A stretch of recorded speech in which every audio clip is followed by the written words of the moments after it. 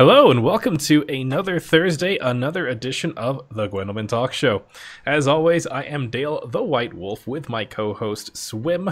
We are joined today by Vishra, and we have a very special guest for you all today, Rethaz from CD Projekt Red. How is everybody doing today? I'm personally great. I'm having a great time. I'm hot, my AC doesn't work properly, and I don't have anything cold like ice cream. So it's kind of a bad day so far, so I'm hoping it gets better. I'm doing good, and thank you for inviting me, guys. Thanks for being here, Rethaz. Oh, definitely thank you very much for being here. So, as you can tell, we have a very special guest from CD Projekt Red. Rethaz is here. We're going to be asking him some questions, and we're going to I want to try and get into this as soon as we can and just get things rolling. So Rethaz, it's going to be a QA session with you, if you don't mind. If there's anything that you'd like to answer, well, hopefully everything, but if there's anything you don't like to answer, just let us know too. That works fine. But just right off the bat, we're really curious, what are your thoughts on the current state of the game? That's a loaded question right there. Right off the bat. It kind of depends what you mean, and I'm sure that there'll be many naysayers here, but like we have a lot of data that we function off, and actually, like if we look at the casual game, the faction distribution is actually looking really good and very, very healthy actually. But then if you look at ranked as a whole, it's actually quite good as well. The problem comes when you start to get towards the more higher levels. And there's some discrepancies, mainly tending towards Skellige, and obviously that's something that we're looking at and we're concerned about. There's a number of factors that kind of play into that, and one of the factors is quite possibly to do with how the economy and refunding system worked. A lot of players kind of tended over towards what was seen as the most powerful and the most popular. So we're taking a look at Skellige, and there's some, kind of standout things that we know need to be addressed. The Shield Maidens being one of them. So it's the way that we have been doing our closed beta before and the public beta before is, we look at what's going on from our data, from our own opinions, and obviously community sentiment as well. And we try to make changes that we think people will like. And sometimes we get things right, and sometimes we make mistakes as well. And I think it was actually on it was on one of your videos earlier, Swim, where you kind of touched on the key point is we didn't actually make a lot of changes to Skellige in reality. It's just that the kind of other situations around that led to them kind of coming out as the champion of this update. It's interesting because I know that one of the things that people were most, I don't know, some people were unhappy about it and some people were very happy about it, was the fact that Nilfgaard saw fairly decent-sized nerfs. I don't think Northern Home saw almost exclusively buffs. Monsters was actually primarily buffs as well. So given the fact that only Nilfgaard was nerfed, do you think that means that Skellige is too high of a power level in general, or that it's naturally filling a spot right now? Like that the other factions are on the same level as it, or is it still slightly above the other ones in terms of its power level? The thing is that Nilfgaard actually had an even worse faction representation than Skellige has right now, and I know that some people will find that hard to believe, but I think that's just because for many people Skellige is more frustrating to play against. Part of that's due to the amount of carryover points and some other factors as well, but Skellige was actually on a very similar power curve, and it was actually being played less than 10% when Nilfgaard was seen as the top faction. So there's been kind of a lot of strange swings and a lot of strange behavior.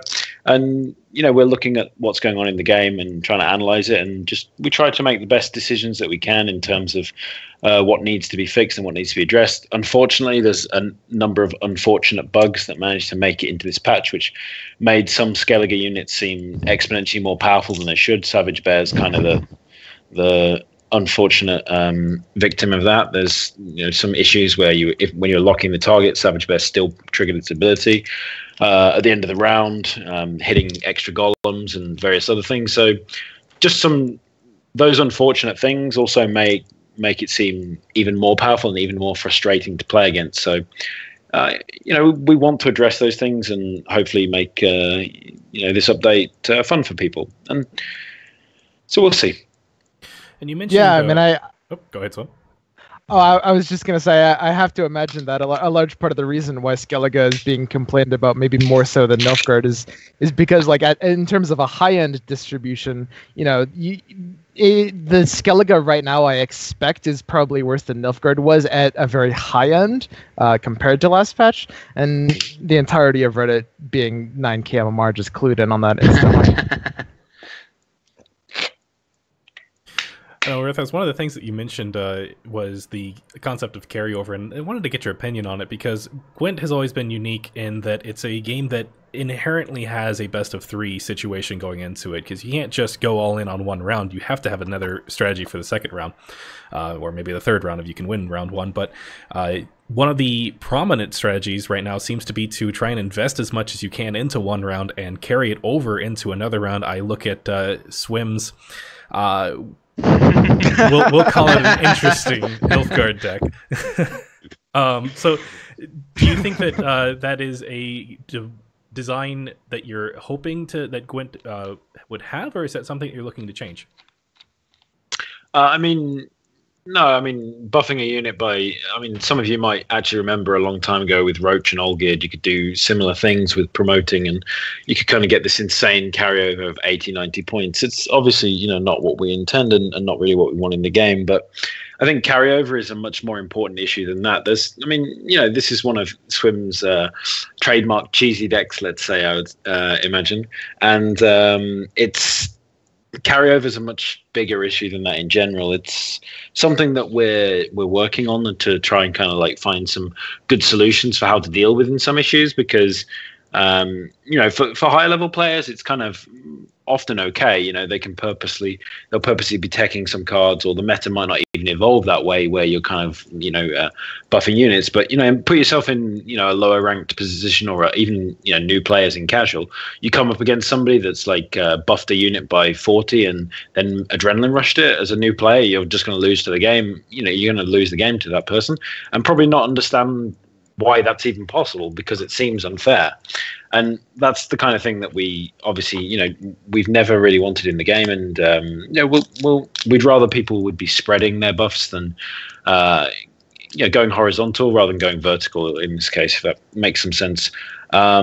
So carrier, I've spoken to some of you guys like Vishra and Swim. I speak to you guys quite often, and we've talked about carryover a number of times. So it's something that we're definitely thinking about, and not really ready to reveal any solutions or any progress on that at this time. But sometimes we do some big changes to the balance of the way a game works. For example, the introduction of playing leaders on the board was quite a big change, and we definitely have some plans for carryover and some other kind of large factors in the game as well.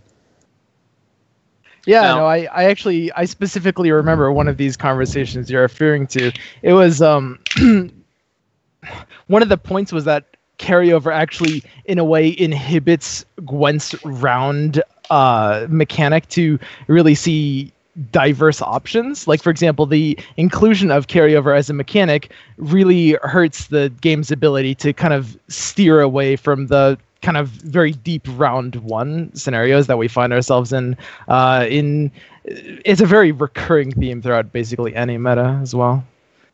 It depends. There's some carryover that's very valid, and I think it's more subtle carryover than huge carryover. An example of that would maybe be something like, having some kind of, or even having a deck that's kind of themed around that. And obviously we have some kind of plans in Monsters to expand Death Wish in the future.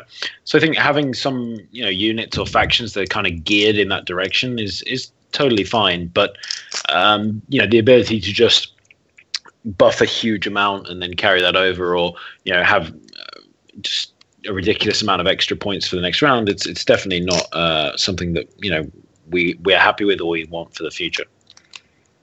Now, one thing that I know that I'm assuming that you guys aren't happy with, I was actually playing Swim's Nilfgaard monstrosity on stream last night, and it resulted in a couple games. Like, I think I played 4 or 5 games, and most of those games were let me vomit my hand out round 1, make my opponent wait 4 minutes while I do it, and then I'll just AFK, go get some food, take a nap, a bath, whatever, and come back when he's done with it, basically. And if I win, I win. If I lose, I lose. I'm going to assume that you guys don't like that. Now, one thing that you did say is that you wanted people to start going wide more instead of tall with their units. So instead of stacking strength on one unit and doing carryover that way, you kind of like the idea of things going wide. And we see that a lot with monsters, actually, that do it. One thing that we saw from closed beta to open beta was we saw a lot of actual, like, the going wide strategies got nerfed a lot. So the one I'm thinking of mostly is Northern Realms and kind of Squaretel, actually. Both saw nerfs on that aspect. Are you planning on reintroducing cards that let you go wide? Things like PFI that let you do that kind of a play? Is it more just a design philosophy going forward that you want to try to accommodate that more often? It kind of depends on the faction. I mean, it's kind of strange. Like, Nilfgaard actually generally tends to have like more powerful units in some cases, and like by pure number value, when you look at their units across the board. And Nilfgaard's actually like swarming the board in some ways more than other factions that we might want to do it more, like Northern Realms, for example. So, sometimes it doesn't work out kind of how you've planned and how you thought it would. But for example, we want monsters to have kind of some swarming archetypes in it, and they definitely do, and that's something we want to keep and also build on in the future. So for the other currently existing factions, I'm not really sure we particularly want to have any kind of swarming tactics in the other ones, because when you only have 5 factions in the game, if there's too many things that are similar, if there's another faction that's just kind of swarming, then I'm not sure that would be that diverse. And something that we're working on at the moment is to try and kind of increase diversity, because that's one of the key problems that we've seen from this kind of this meta at the moment. Diversity is obviously hugely important, and we want to try and push that. Now, speaking of diversity, what's your opinion of the spell-based decks? I know that at one point we had a very heavy spell meta between Spellitel, Spellguard. I was trying Spell Northern Realms. We had Spell Skellige. I think the other thing we didn't really have it with was monsters. How do you feel about that kind of an idea of a deck existing? And do you think that it should stick to one faction, or should every faction have access to it?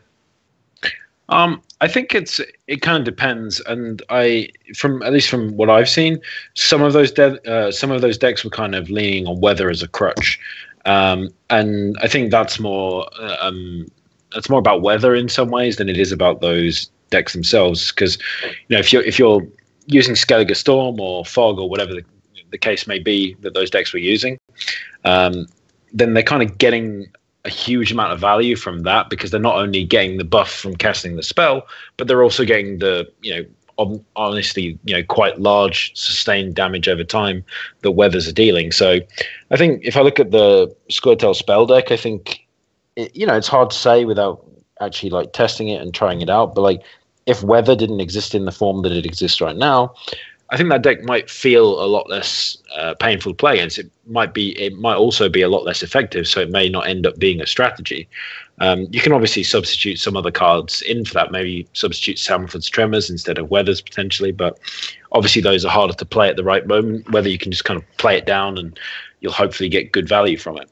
So I think that having different types of decks is totally okay. I think that at least in other factions right now, I don't think they're working super well, and it's primarily being played in Squirtle. And I think that's probably okay, honestly. It's just there are certain spells that make it feel bad, and that's kind of an issue outside of that deck, I think. Well, it's been a while since, what do we think, 1 month now since we've gone into open beta, just a little over.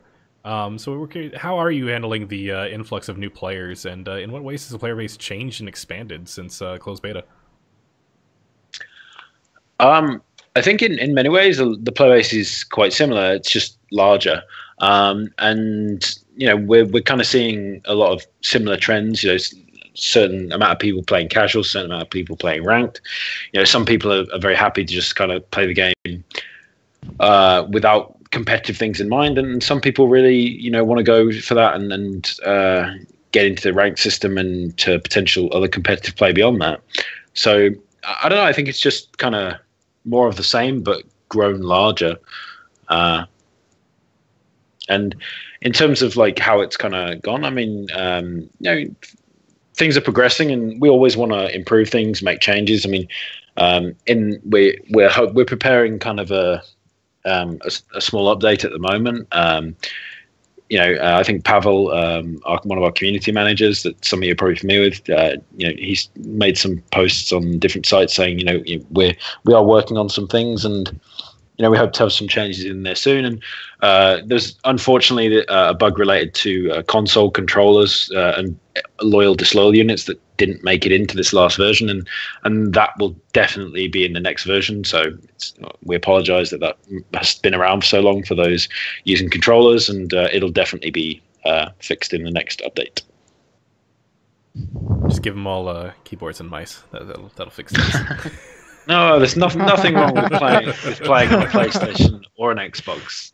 I will say the very first time I actually did use a controller was at the CDPR offices in Poland, and that was actually going into it was like, oh, this is gonna suck, but it was actually quite handy. I actually really liked the controller scheme.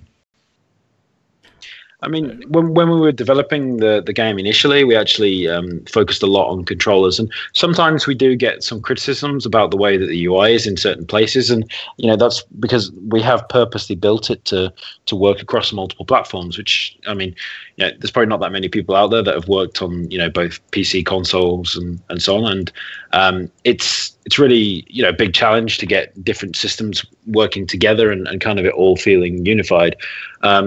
And we've been making some changes to the PC UI over time to try and make it more friendly for people, and that's something that we'll continue to do as time goes on as well.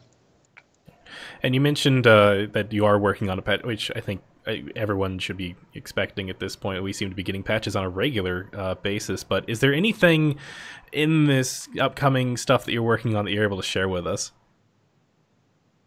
Well, I already shared the Xbox and PlayStation controllers, but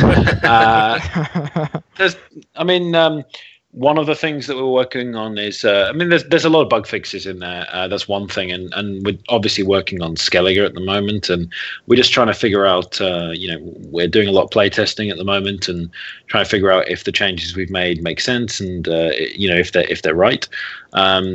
It's generally, as I think a lot of people have probably noticed, we don't just focus on nerfing a faction or however you want to phrase it.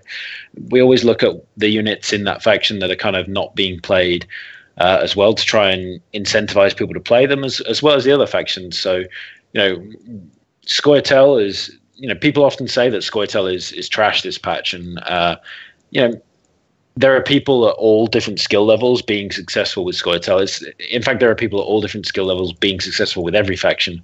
And that's always the same every patch. It's just the larger population is generally tending towards specific things. But we're making some pretty targeted changes to some certain Scoia'tael units to try and, incentivize some people to play Scoia'tael more often. And the same with Northern Realms, and we're looking at some Nilfgaard units as well to try and see, what we can improve there.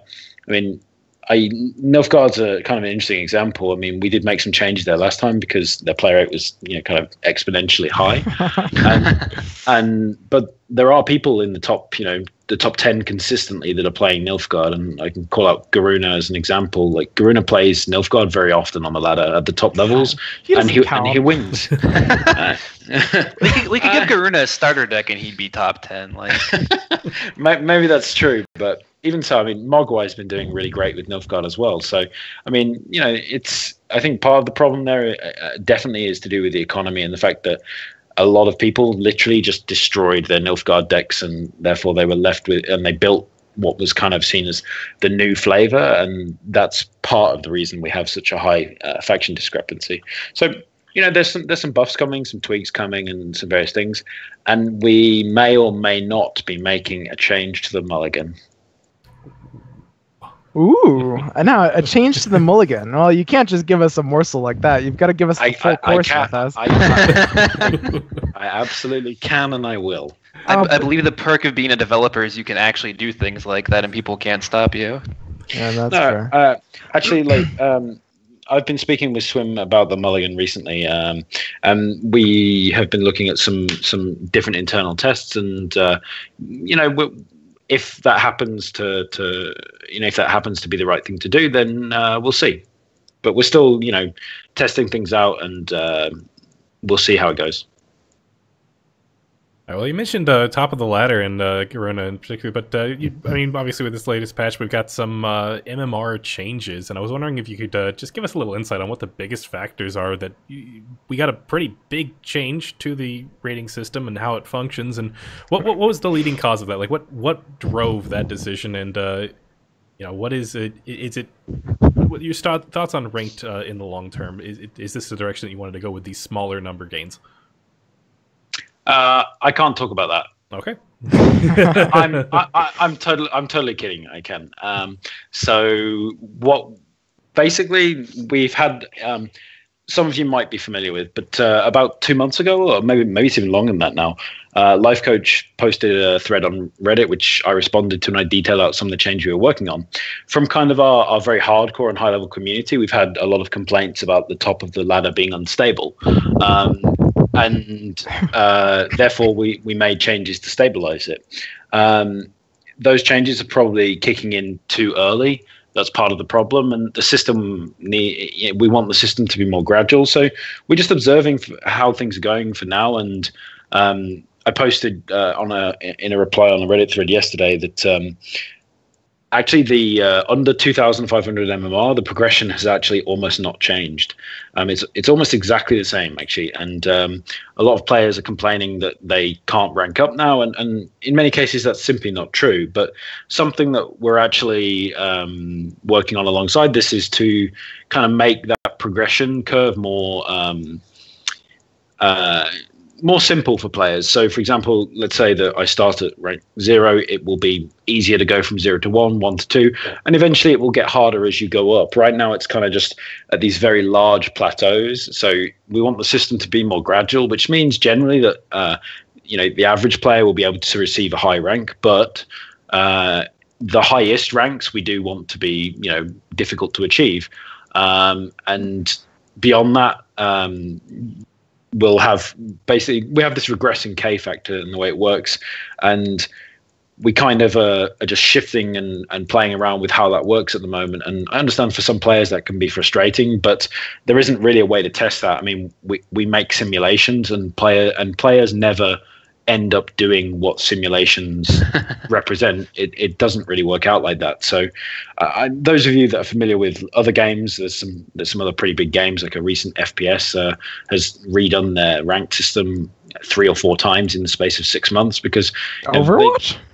I didn't say that, but generally that's a good thing from their part. They want to make the system good, and so do we, and we want to make it the best we can, and we react to feedback. And we have actually managed to stabilize the top here. It's just we need to kind of get that top at the right position. So people can expect more tweaks and more changes to that in order to kind of make so that it feels rewarding to them, and also so that it feels fun. I think those of you that have read followed my posts on Reddit and various other places for the last 6 to 9 months, we've very much said that we want people to be able to rank up and enjoy the rewards of that, and that hasn't changed. And just I think that most people probably don't understand how incredibly complex it is making a matchmaking and MMR system for a game. It's a really big challenge, and we haven't had the luxury to be able to make any changes to that because our networking team has been focused on some things which will be coming in the next major content update, and they're kind of finished with that work now, and now they're working more on the MMR and matchmaking system. So the kind of key point and part of the reasons we wanted to get this change in for now was because we needed to kind of stop the MMR gain at the top end, or otherwise it would break the system when the changes that we make fully go into the game. And another thing is that it also should have improved the matchmaking for most people. Games generally should be closer. And at the moment, just when the system's first rolled out, the phase 3 of matchmaking actually has a very high MMR differential. So you can match with, if you queue for about 2 minutes, I think, you can end up with 1,000 MMR difference. We'll actually be lowering that. We just needed to test how that would work. I don't know why people in your chat are saying leaks. I'm allowed to say this stuff. Weird. You keep one eye on chat just to see where the trend is going, and they're just like, okay, yeah, we see you, chat. We see you. Rethaz, take my advice. don't read chat. Oh, that's right. It's not worth it. I keep swimming up at night. Well, speaking of things that were... Oh, no. Go ahead, Vishra. No, I was just going to make a joke about... I was just going to make a joke about how this was to keep Garuna from getting ranked 21 in a week and a half from now. The depression of the MMR system, but go ahead. Not only him. There's a lot of really good high-level players out there. Yeah, Vishra. I like to make jokes about Garuna, okay? Well, speaking of things that we're seeing a lot of certain factions being pretty darn popular right now. And I mean, Skellige and Bear has been memed about for a week, two. Like, I feel like it feels like it's been so long that it's been memed about since before the patch to make it something to meme about. But can you, obviously Skellige, pretty powerful right now. But are there any cards or archetypes you think are being underplayed or deserve more attention? I think actually at the moment, I think Nilfgaard deserves more attention. So that's definitely one thing. Reveal is actually a lot more powerful than I think people give it credit for. And again, I'll go back to Garuna's kind of made both Garuna and Freddy were both playing kind of Reveal decks and seeing decent success with them.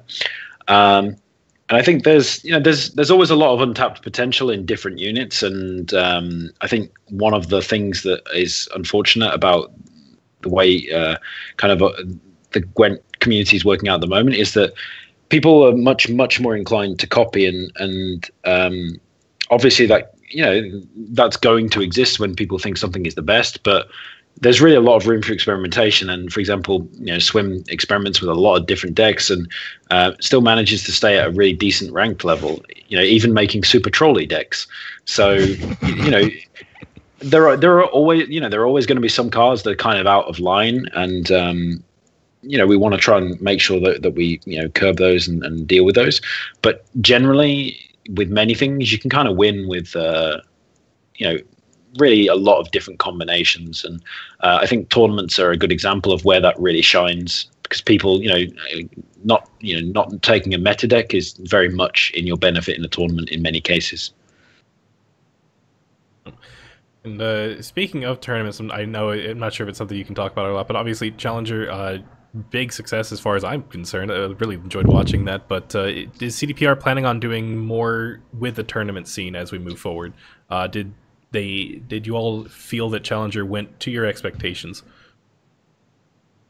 In terms of expectations, I think everybody at the company is super happy with that. And I'd like to give a shout out to all the people that worked on making that happen. They did a fantastic job. Our marketing and our business and our PR teams, and obviously the development team as well. Everybody did a really great job in making that happen. And so I think we were really, really happy with it. There's a lot of close games, even a draw, which was really cool.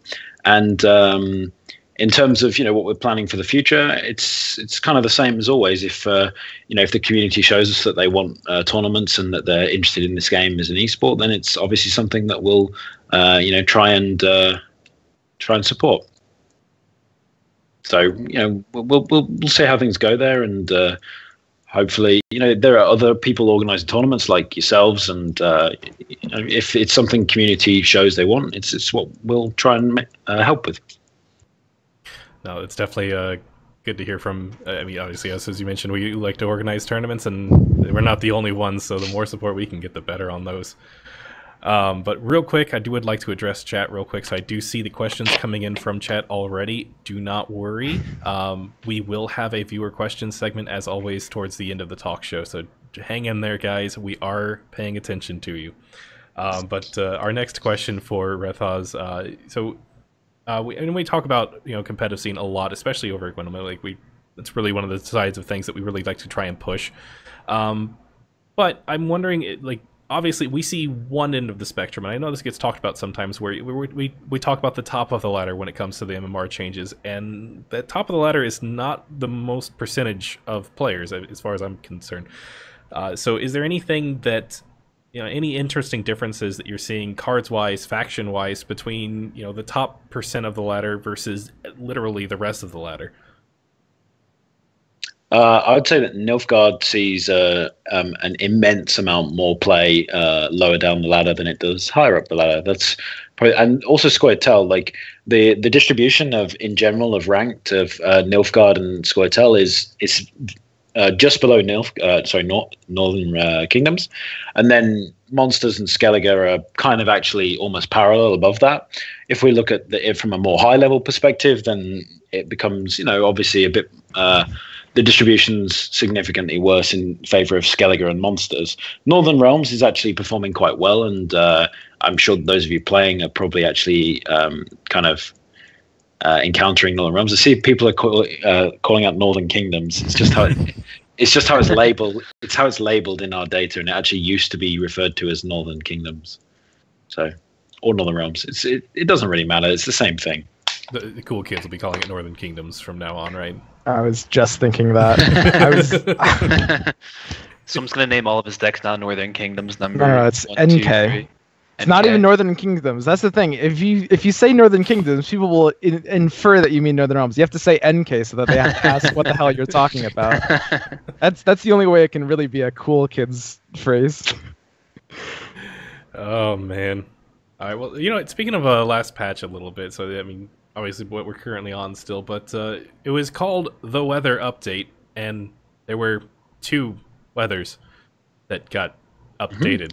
And speaking of the gold weathers in particular, but we still got the bronze and the silver weathers. So I'm just curious, CDPR, not necessarily company's perspective, but your perspective on weathers in general right now. With do you feel like they're in a spot that you're looking for them to get? Because we saw a massive change to how they functioned between closed beta and open beta. And do you think that that's the direction that we'll be seeing weathers continue on in the future? Or do you think they're in a good spot right now? Do you think they need more tweaking? Just your thoughts on weather. Weather is always a difficult one in Gwent. I think that weather is in a better place than it was during the closed beta, but not super happy with how it is. It depends on which weather you're talking about as well. But one of the biggest problems, which I'm sure most people know, is that the way weather worked in closed beta, it led to card advantage being massively important. If you got the last card play with a weather, then you could kind of just it might just make you win the game, and that wasn't always the most fun. So we wanted to kind of significantly change card advantage, and I think that actually we've been really successful with that in terms of weather for sure. And weather is intended to kind of be like this, slow attrition where you're, damaging your opponents over time. And I think part of the problem is that it's getting too much value right now. And especially for newer players, if you don't have weather clears, then it's quite likely that you might just lose the game. And that's obviously frustrating. So curbing the power of weathers is definitely something that we're looking at. And adding tutors to them for the is something that kind of makes them more playable if they are actually outputting less value. So it's something we're really looking at, and I'm sure many of you know, we've said many times that weather is something we're constantly keep an eye on. I mean, for example, someone just said weather is fine. What the fuck in chat? It's really not fine. And the fact that people think that is because they're much higher level players. If you look at the lower end of the game, there are people that come into the game and play the game for the first time, and they leave because of the way weather feels to play against. And it's very simple to say weather is fine, but there won't be enough players to play the game if we don't make changes to kind of accommodate all of our types of players and get new players into the game. So,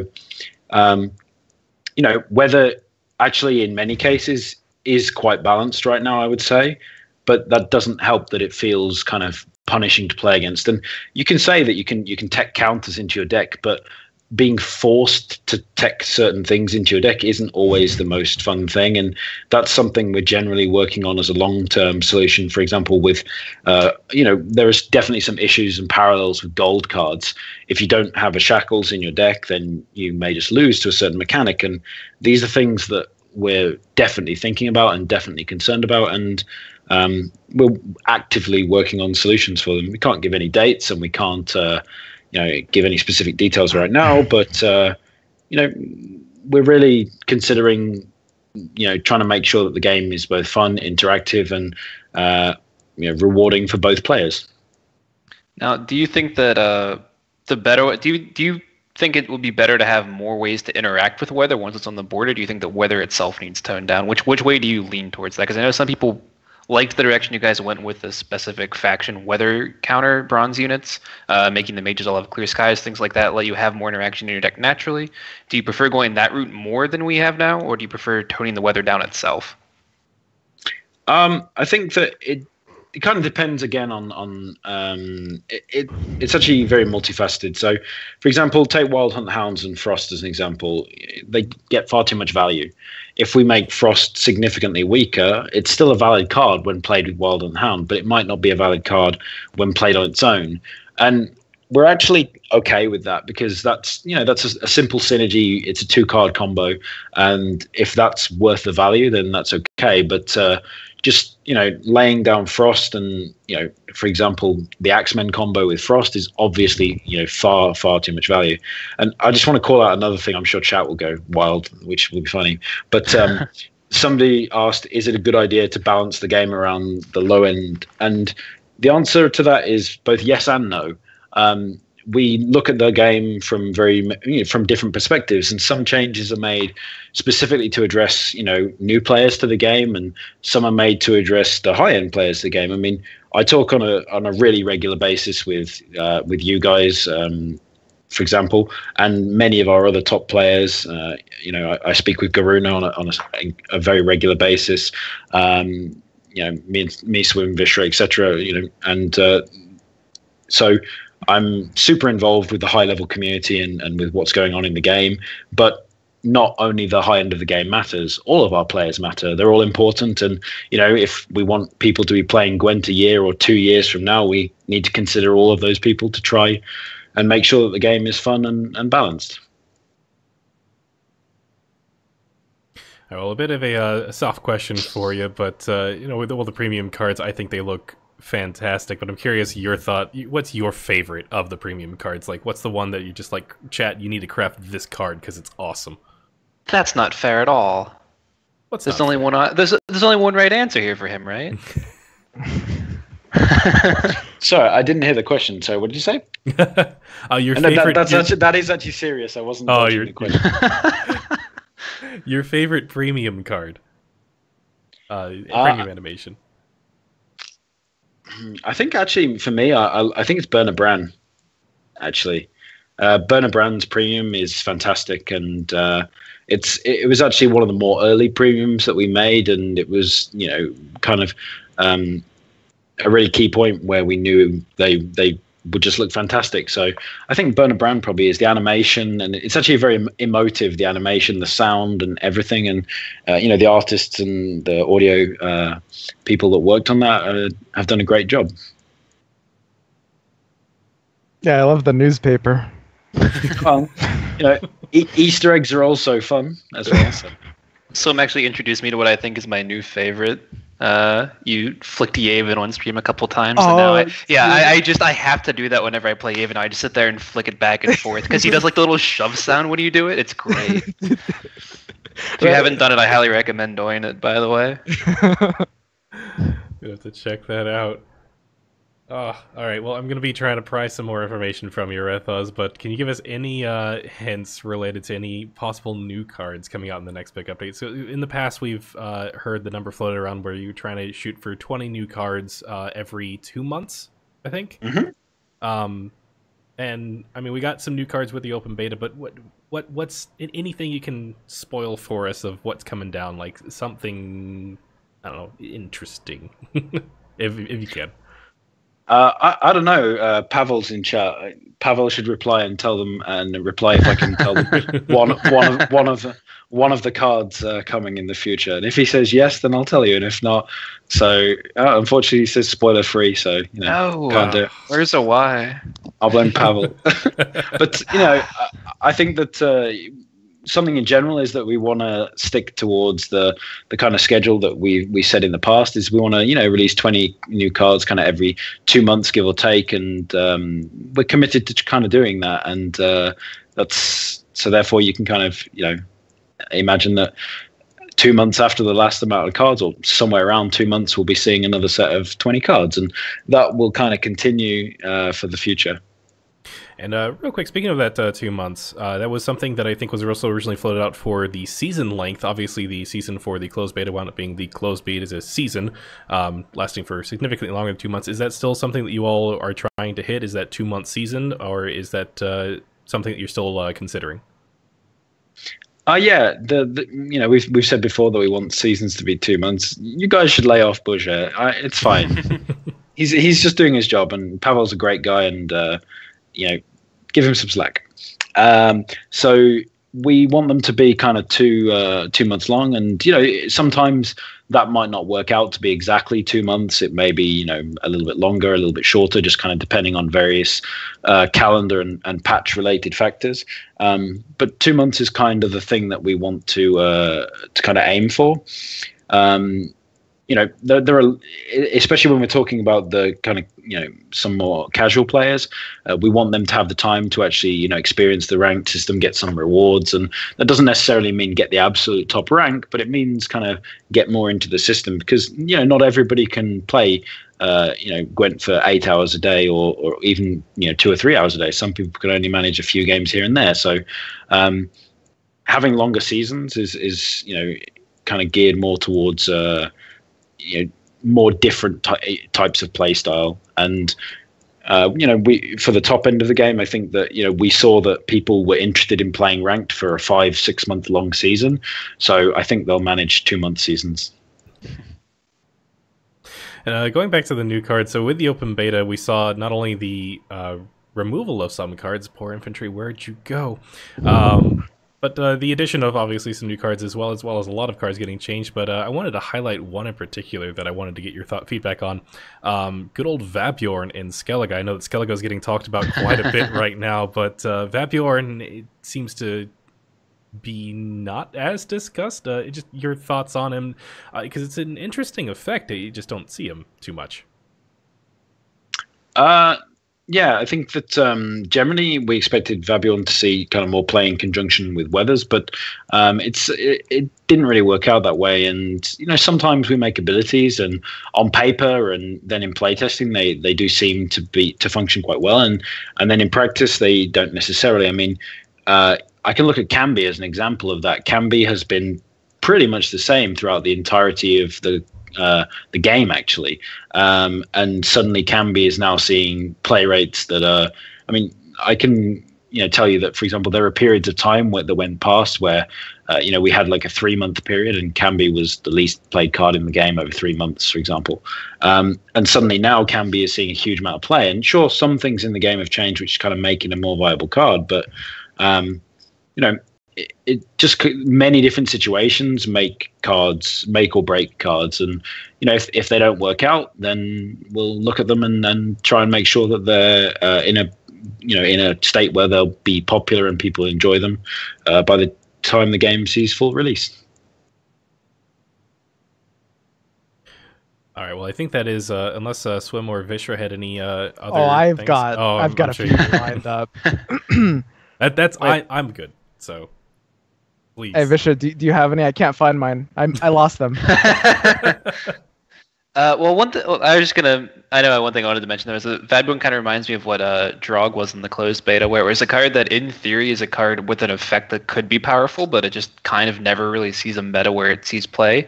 Whereas Cambi's more of an effect that, like, it's a card that could see play, but it's actually going to be meta-specific, and when those metas roll around, it's actually going to see play, whereas Drog and kind of Vabjorn, to an extent, just seem like a kind of an effect that you'll never see that meta exist. It just isn't worth the slot that it is. Do you... I know that... So I guess I'm trying to roll around to... I know that we saw a lot of changes to cards in closed beta. One thing that people got really upset with at some point was the Wild Boar, the C change from what it originally was to being more like a Murderbrock effect at the time, and then we're in a third iteration of it now.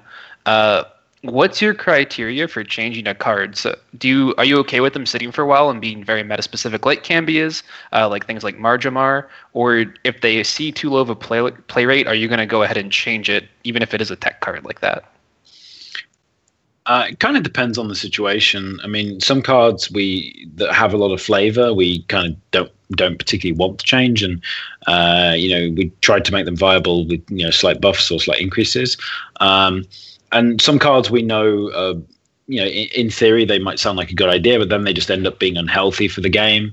And we've had some examples like that in the past. And some people could argue that Gwentlemen is one of those. He is both healthy and unhealthy for the game at the same time. And it's really hard to find the right balance and the right decision for what to do with those cards. And we tried to look at a lot of data to see what's going on with the game and assess if those trends are too much out of hand, because if players aren't enjoying the game because of a specific card, then it's something that we should look at. Speaking of Gwentlemen or Bork, I know I was actually having a conversation last night with Grey Boxer actually about this. We were discussing just Dimeridium Shackles in its current place in the meta, with how it interacts with golds or effects that are very high-powered effects that it kind of keeps in line. And part of what some people are seeing with the current meta is that you can have situations where you either have D-Shackles and you win the game, or you don't have it and you lose the game. And one of the reasons why D-Shackles got the change that it got was that in part of closed beta, we went away from having gold removal. We went from having that kind of interaction to having lock effects forward or demotes instead with D-Shackles. Do you like the current state that kind of a card is in with Dimeridium Shackles and the gold cards and effect cards, or do you think that needs looked at right now? I actually mentioned this in one of the segments when we were talking earlier about gold card interactions specifically. And I can't remember what I compared it to actually. It was weather, actually, yes. So gold card interactions is much like clearing weather. If you don't have a clear weather when you're playing against weather, then you're probably going to have some issues. If you don't have a Dimeridium Shackle against certain golds, then you're probably going to have issues. And that's something that we definitely have on our minds. And again, I can't really get into any specifics of what we want to do about that, but we definitely have some plans for it. And I'm not going to go ahead and say soon, but we're working on, in the next couple of major content updates, we'll probably see some changes to those things which we're kind of not happy with. So, do you happen to find that list? Yeah, no, I've got it covered. I was going to ask you, Rethaz. Hold on 1 sec. Could you just give me 2 minutes? I just have to go do some personal stuff for a moment. Not a problem. Yeah, sure thing, Birdie. Well, I'm going to go ahead and call Birdie. Birdie? I thought I heard Birdie there. I'm like, what? I think so. Rethaz Birdie. But, while we've got you still, I want to go ahead and do some quick announcements for you. So we do have some upcoming tournaments. As always, there is just the repeating tournaments. Good Gaming has their tournament on Sunday. It's TCG Weekly on Tuesdays and Bowstring Tension Cup on Mondays. So Sunday, Monday, Tuesday, we've got you covered on those weekly tournaments. I highly encourage people to hop in and get their feet wet with the tournament scene. And they've got some pretty cool prizes, too. I believe that the Good Gaming tournaments are consistently with cash prizes for the top players, so check those out. Also, our tournament, the Gwentlemen's Open, is slated for the 8th and 9th of July. Signups are currently available. So if you are interested, it is open to everybody. So please, please hop in, sign up, be there the day of. If you're going to sign up, please be there the day of. That's really, really appreciated because we've expanded it so that we can hold up to 512 players in the tournament. But once we get to that, we're out. So just something that you can participate in, and we will have a cash prize as well for the top players. I don't believe that we've settled on the exact number yet, so stay tuned for that. Also, Passiflora Tournament will be the weekend of the 1st and 2nd of July, I believe. Please correct me if I'm wrong on that one.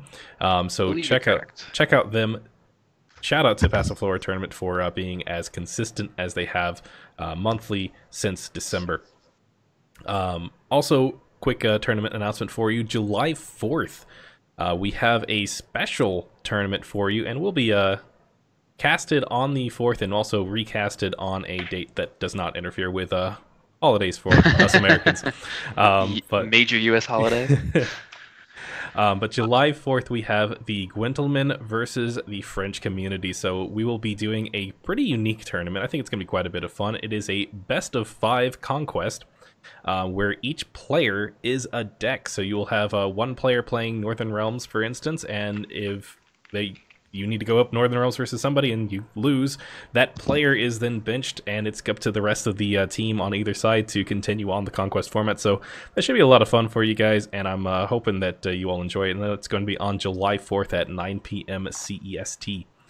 I believe that I heard Rethaz come back.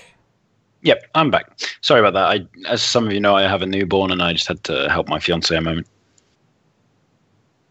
I don't think anyone's going to fault you for taking care of your child. It's quite okay. How dare you? We are so much more important than a newborn. We also cry and need feeding and love and attention every 5 seconds. That is actually true. It is. Yeah. Have you looked at our chat lately? Bible thump everywhere. Baby rage everywhere now. Yeah, that's what I was thinking. Okay, so you had a list. You said I jotted down a couple questions. So Rethaz, given these MMR changes that a lot of people have been talking about in the last few days, been a little bit of a hot topic here. It seems like one of the biggest concerns is that while the change to the number system may be healthy, that you should go down the direction of possibly rescaling or even changing the system for rewards. How do you feel about that as an idea?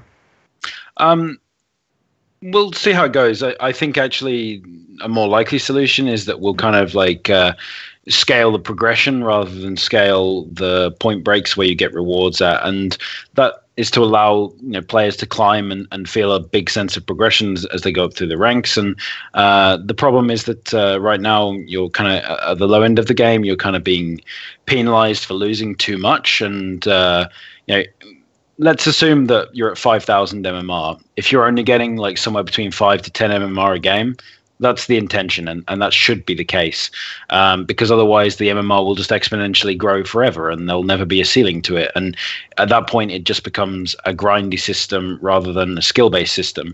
The problem at the moment is that to kind of get to that point is going to be too much of a grind with the current changes. And like I said earlier, we wanted to stabilize the top end for the moment because there's a number of issues related to that, and there's definitely some more changes coming, and I hope that those will be coming next week. So we'll see. So this next one is going to be something that I'm effectively just preempting the chat on when it comes to the viewer questions, because this is something they are going to ask. Oh, is this going to be on a coin flip? How'd you know? Yeah, I mean, just your general thoughts on the coin flip and kind of maybe some ideas that you guys are having about directions you want to go in terms of solving it. Just curious. So the first thing that I will say, and I know that there's some people that are going to immediately respond and naysay this, the coin flip is massively exaggerated. There is an issue, and it does make a difference, and we're not denying that, but there are people that claim that it makes like 75% difference. It's not true. And that is massively hyperbolic and massively overestimated. There is a difference, and it does make a difference. But when you look at tournaments, for example, there are people that get through tournaments and that do win, despite the fact that they end up going first more often, and so on and so forth. So again, we're not denying that there's an issue, and we are working on some different things, but it really is massively blown out of proportion when people say winning the game is literally a coin flip. It's untrue. And we have statistical data from, we're not talking a few thousand games here. We're not talking 10,000 games here. We're talking the entirety of our closed beta and our public beta so far, which those of you, that have looked at the leaderboard on ranked, and then you multiply that by the amount of casual games and so on and so forth, we really have huge amount of data and games that we've looked at that. So, again, there are people that, think that it's like literally the flip of a coin if you win the game. And I fervently disagree with that. And there is a slight issue. And just as an example, I don't think that we're going to do this, but, somehow awarding the player that starts, let's say, somewhere between 3 and 5 points would be a more of a a valid solution than a lot of the solutions that we kind of see thrown out. Often people suggest kind of one player should get an extra mulligan, that in my opinion and in our designer's opinion, that would basically achieve nothing. I think that you guys, I think I've actually spoken to you about this before, Swim and Vishra. I think you both agree that actually just gives nothing. There's often a suggestion that the player going first should get an extra card. Well, that just reverses the scenario. It makes it even worse. Yep. There is past round one. Yeah. There's some suggestions of, you should give one player a gold token at the start of the second round, which is only a 1 and can't be interacted with. I mean, that's such an obscure mechanic to teach people. It's like you get this random thing that does this thing, and it's kind of weird at this point to be teaching that in Gwent. So we're kind of, the solutions that we're looking more towards, and that doesn't necessarily mean that those will be the ones that end up going into the game, is something, somehow kind of giving you what I refer to as phantom points, kind of extra points that kind of offset that the problem of going first. Now, there is a suggestion sometimes that comes up, and I know that you've made that before, Swim, I think, which is that the player that goes first would go second in round 2 and 3. Yes. And that's a reasonable suggestion, but every suggestion has its issues, and we'll kind of, we're doing a lot of testing, and when it comes to when this will actually go into the game, or at least when a change to the to how going first goes into the game, then and this we'll kind of do a PTR for that for sure, and we'll get a lot of feedback on that, and we'll iterate on it if we need to, and we'll see how it goes. Spoilers. Now these PTRs, correct me if I might be mistaken, but I seem to recall there being a public statement that you guys were interested in moving towards at some point actual like public PTRs in the future. Yep. Yeah, absolutely. We do want to do that, and we can't right now, but it's something we're actively working on to make possible. And I hope that within the next 2 or 3 major patches that will exist. It might be sooner, it might be later. It's really hard to say at this time, but it's something that is important to us, and we want to make that happen because large scale testing is pretty much impossible to replicate with real players.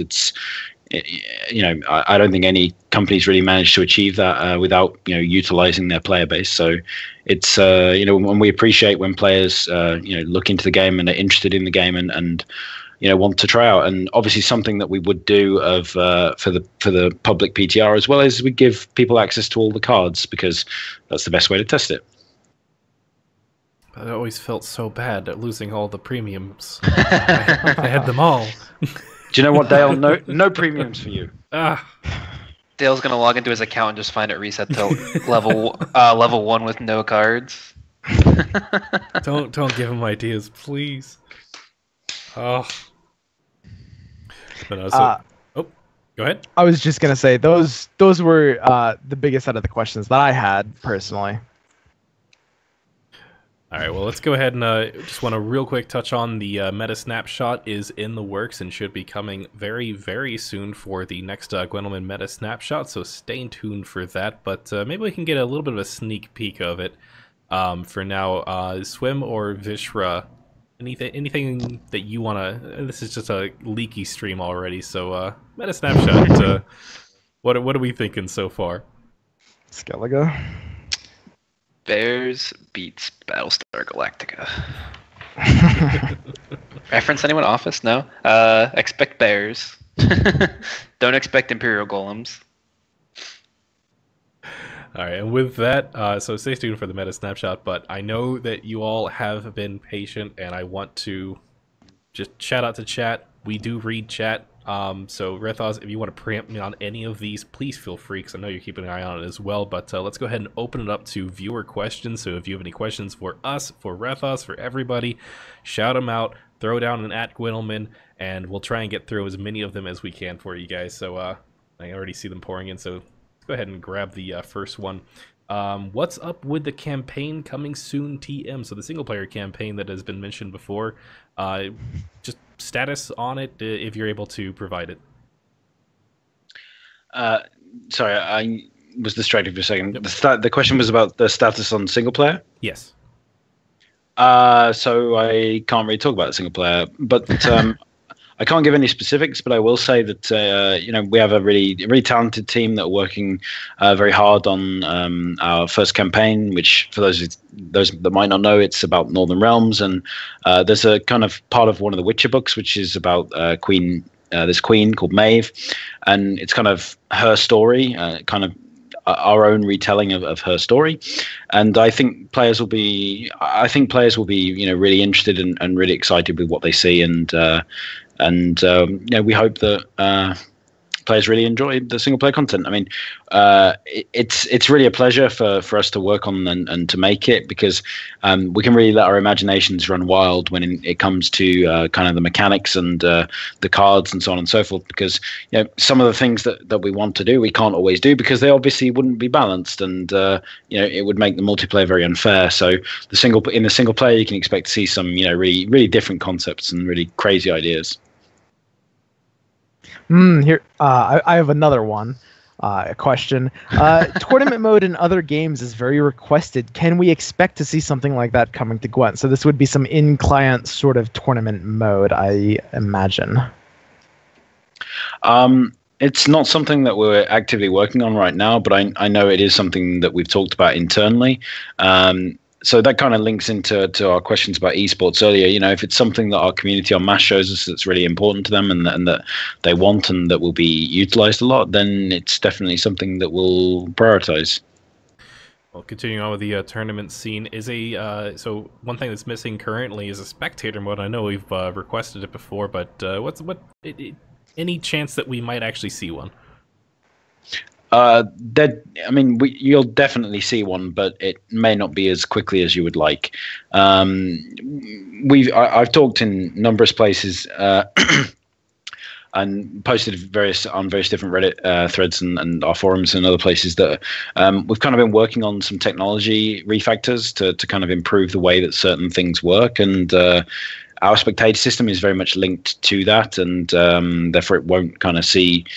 Players won't see it until after those improvements have been made. So those improvements relate a lot to kind of like how cards animate, the way cards are played, and a lot of the inconsistencies that players see in the game in terms of like mechanics and the way that things trigger will. The hope is that a lot of those will be solved by what we've been working on. And none of you guys came to the Nilfgaard event in January, but we actually, we've been working on this since back before then, actually. And we showed the guys that came here then a kind of a prototype, a work in progress of that, and we've been working diligently on that since then. And it's coming along, and we all hope as a team that it'll really kind of take the game to the next level of quality, and the players will be really happy with it. Small indie company, insert comment here. I lost the exact, so I'll try and lost the exact question. Chat's moving too fast sometimes. But what are your thoughts on the idea of cards that are pulling from copies of themselves or other versions of themselves from the deck? Do you think that that's a direction that you want to continue moving on with the game, especially with the recent orders keyword? That is orders keyword, right? I'm not going recent. Yep. Where they're pulling from the date. Is that something that you want to continue expanding on, or is that something you're happy with? Because it is something that affects the mulligan and your draws. It kind of depends. I think that right now we have enough autoplay units in the game. There's probably a few too many, so some of those might see changes in the future. We'll see.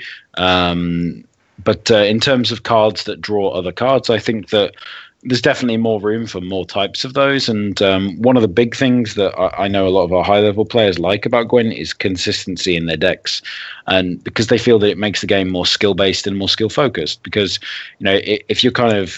if you don't draw your cards, then you feel that you lost because of luck. And we obviously need to let some of that remain, but we try to minimize that by allowing, a lot of deck thinning and a lot of draw. And so, sometimes it works out in a good way and sometimes it doesn't. And I think that the Wild Hunt Hound, for example, is both a good and bad example of that. But that's mainly just because Frost is probably more powerful than it should be.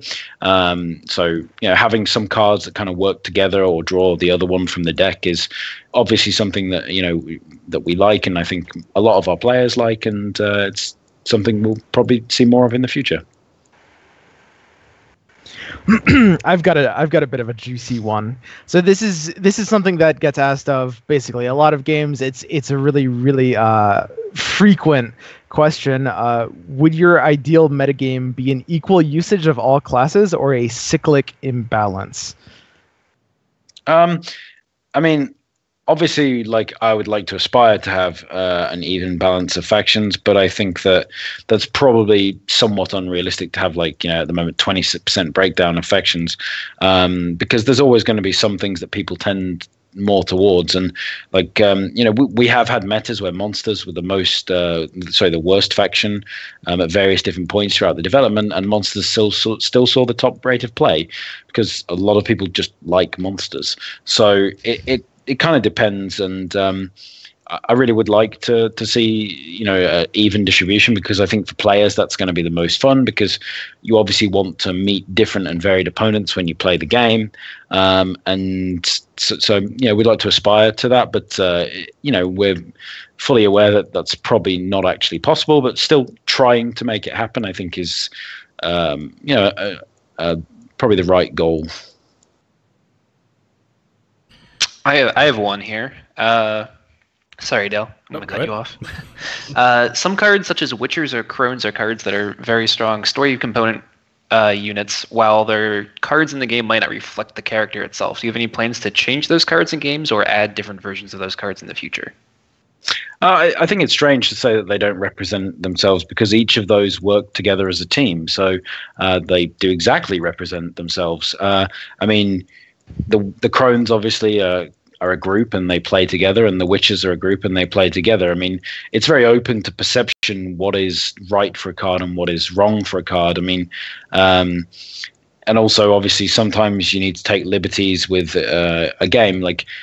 In theory, Vilgefortz should be the highest power card in the game, because Vilgefortz is probably the most powerful character, or at least one of the most powerful characters from the Witcher universe. So, Vilgefortz should actually probably be at 20, and then Geralt should be at 15, and then Dandelion should probably be at 2. So I mean, it doesn't, and it can't really work out like that. And I think in many cases we try to make the lore matter for the cards, and sometimes it works and sometimes it doesn't work. And honestly, sometimes game balance has to take priority over that as well. And if a card is doing too much and being too good because of the way the lore works with it, then we might need to make changes. Oh yeah, and and Gauntro Dim would be like 999. So there you go. Olgier to be like 1,000 that just comes back every single time still. Since we do have alternate versions of some cards already, such as Geralt has a few, Ciri has a couple, Yen, Triss, do you think that's something that you guys are going to continue doing in the future? Absolutely. It's we want different versions of the characters, so you can definitely expect to see more of your favorite characters, and if players want to see a second version of another card, they can always create posts about that and get it noticed. I mean, I would much rather that than having 1,000 posts about memes and like silly, a lot of silly things, that people put forward cool suggestions, like they want to see a card that looks like this, or they would like to see another version of this character. I mean, those things are much more useful for us to know what our players think than some random meme about some current thing. It's just not useful. I think current trends demand a 20 strength golden savage bear. No, so most savage bear. Someone please ask about console friend matches. It's something that we're actively working on. I can't give a date for that, but it's hopefully within the next couple of major updates is what we would like to see that. Again, we Can't see, we don't know when exactly that's going to occur, but it's something that we literally have programmers working on at the moment. So one of the things I think is actually I kind of forgot about this feature as well. But when will quote unquote when will you add reconnect feature? Its necessity for any serious online game. Again, that's actually something that is kind of being worked on, and our network team's currently working on kind of the MMR stuff at the moment, and they're also kind of working on reconnect stuff for the future as well. Again, I can't give a specific date for that, but I've said before that we are working on that, and we are. It's just it's not as straightforward as it might seem. And for a lot of players, they probably think that after if you disconnect from a card game for 2 minutes, you've already missed your turn. You've probably lost the game at that point. So the reconnect feature that a lot of people are envisaging might not make as much sense as they think. And in reality, we need to make that time period actually quite short, because if you miss 2 turns because you've disconnected, then you've lost the game already. So it's it's a bit more. It isn't as straightforward as it might seem, but we have what we think is a good solution, and we're working towards launching that at some time in the future. I have one here that says, "Ask about a future arena mode." We have said before that we are working on a future game mode, and we're not ready to give any details about that at this time, though. Here's one that asks, will there ever be a colorblind mode in Gwent? I'm having difficulty picking the purple faction in deck building.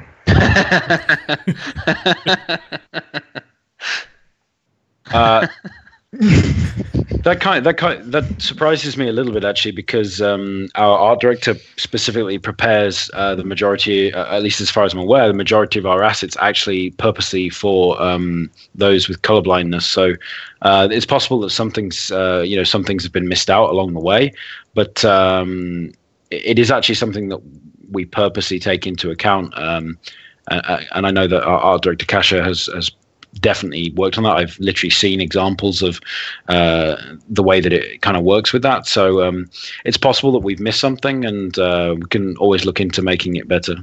I suspect the question was disingenuous. I mean, nobody in chat said that. That was me. Actually, that was in chat even before you started talking. Really? That's surprising. Look for the boat on the card, guys. That's why there's symbols on the back of the card. Come on now. Speaking of the factions, possibility for other factions.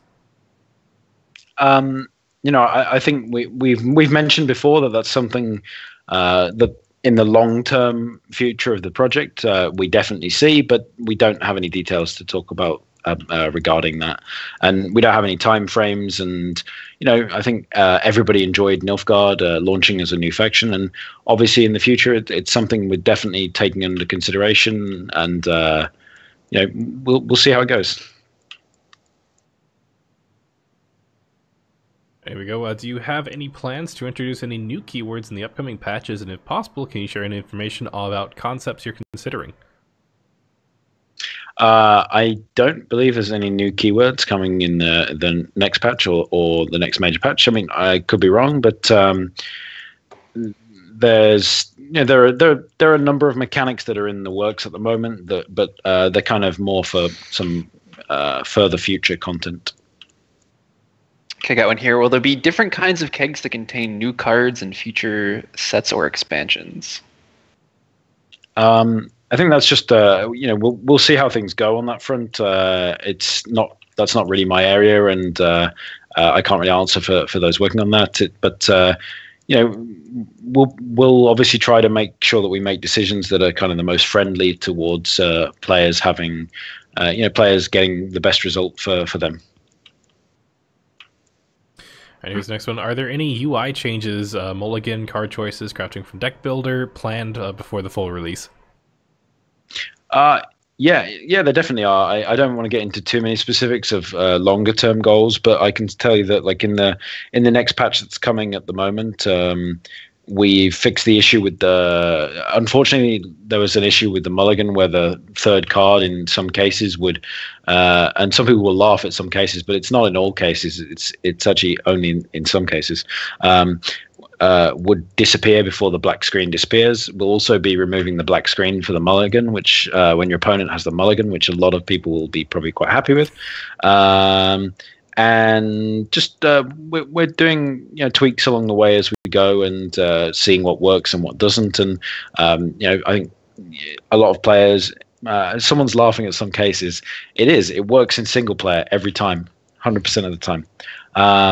So, for example, we're working on things for the future, and there's a lot of minor tweaks to make along the way, and the major things, they obviously take quite a long time to do. So, players just, if people are patient and willing to stick with the game, then they'll definitely see a lot of big improvements over the next months going forward.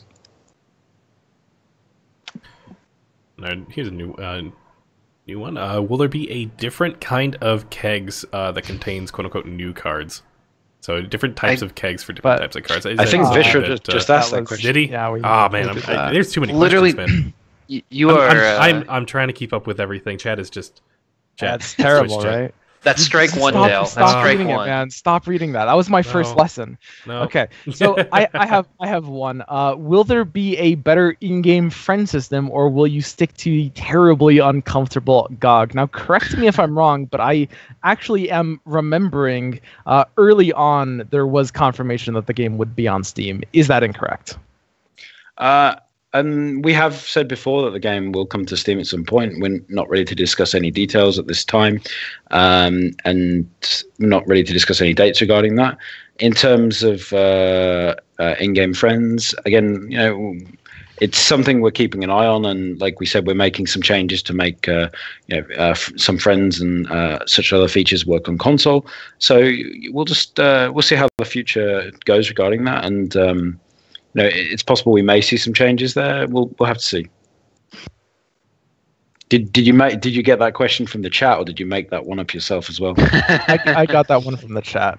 I read it out. I didn't. The first one I didn't make up. One of my viewers asked me yesterday if I could ask that one today.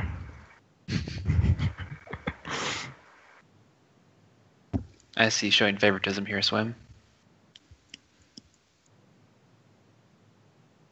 No, we were just having one of these long, awkward silences like we're having right now, and I just kind of wanted to fill it.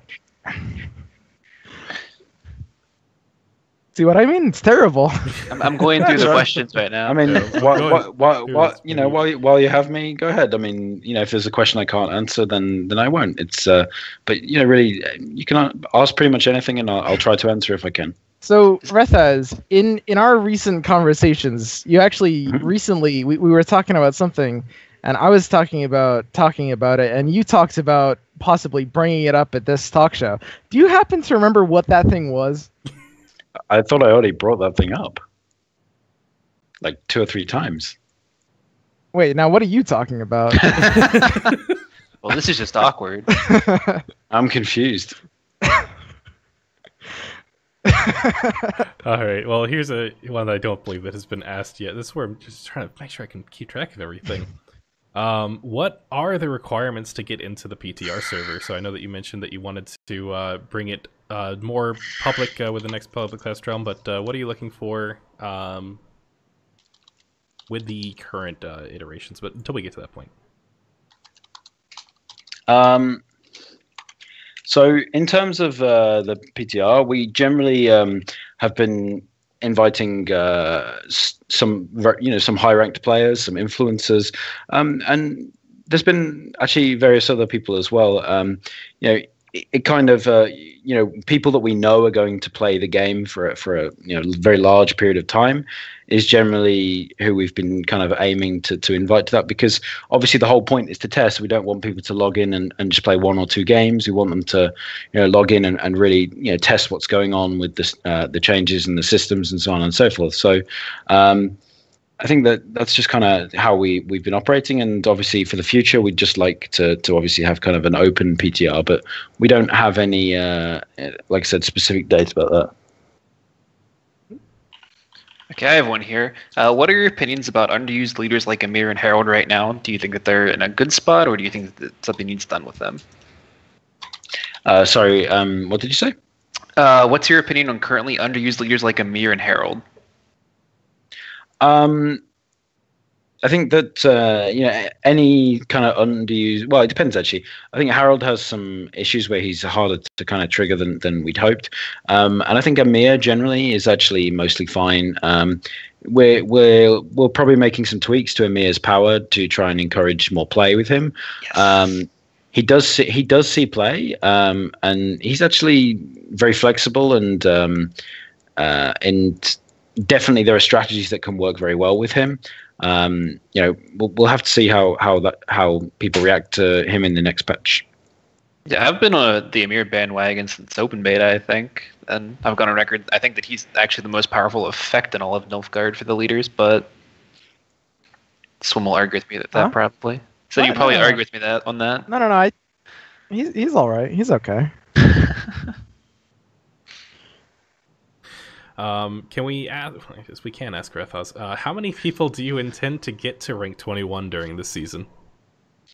I mean, that's kind of an impossible question to answer. I think that we do want rank 21 to be an achievement. So I don't think everybody will achieve rank 21. That's not the intention of the system. But I think in terms of the average MMR, it's a lot of people probably think that the average MMR is like 2,000, 2,500, or even 3,000. It's really not.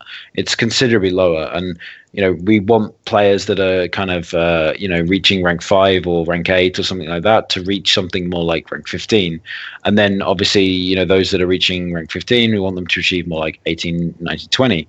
So generally we want people to kind of be higher up the system, and then obviously at the top end of the system, we do want it to relate to skill. And something that people kind of, a lot of people are misunderstanding is the nature of MMR-based systems at the top of them at least is, kind of to, you do need to play a lot of games to establish that you're kind of the best players. I mean, if you look at Dota 2 as an example, the best players in Dota 2 have played an immense amount of games, and that's obviously why they're the best as well, because they have a mixture of skill and dedication. And at the top end of the system, to be the best at Gwent, it's obviously going to take a mixture of skill and dedication. And I think that's pretty much the same for any game out there, and any both digital as in a video game, and also physical games like chess and other things as well. What are your thoughts on archetypes that don't have any golds or silvers to support them? It seems like there are bronzes that push certain decks, like Mulligan, but there isn't the gold or silver support. Armor too. Mm-hmm.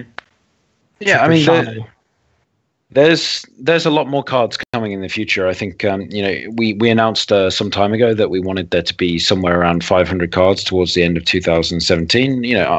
We're not sure if we'll make that total, but we're always increasing the amount of cards, and we.